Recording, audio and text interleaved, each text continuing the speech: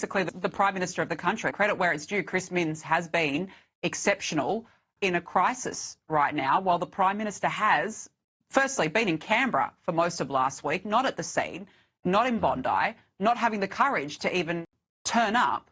Sure, no wonder there were boos yesterday. What does this say?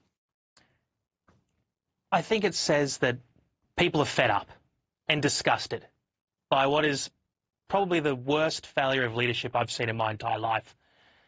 And if the Prime Minister doesn't like being booed, then I think he better get used to it, because from his continued failure, the boos are only going to get louder. And I've seen some people from the Labor Party sort of act shocked and dismayed at the boos. I've got a message for them. They are not the victims here. You know, people being booed is the least of our concerns. What we've got is a country that is now struggling in the aftermath of the worst ever terrorist attack, and we've got a government that cannot even name the cause, which was radical Islamic terror. And not only can they not name it, they won't take the necessary action to deal with it. They can't even call a royal commission, which is the least they could do.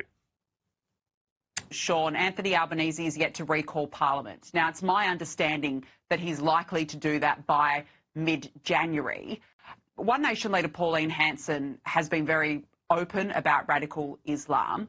She won't be in Parliament should it be recalled in January, because she's still suspended, of course, for wearing the burqa later this year. But hasn't she proven why there needs to be an open debate on this issue of radical Islam? That's exactly right. Since she was re-elected, since she was brought back to Parliament in 2016, no one has been more vocal on the threat posed to Australia by radical Islamic extremism than Senator Hanson.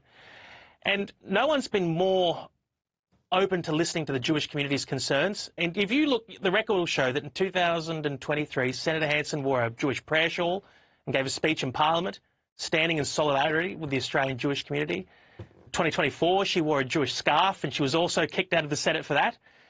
And to see her then banned again for attempting to introduce legislation, she wasn't going to debate it, she just wanted to introduce it, to deal with the rift in our community caused by the burqa and the security risk caused by full-face coverings, for them to then ban her for 7 days and then recall Parliament to debate some of the very issues that she was warning about without her being there would be totally inappropriate.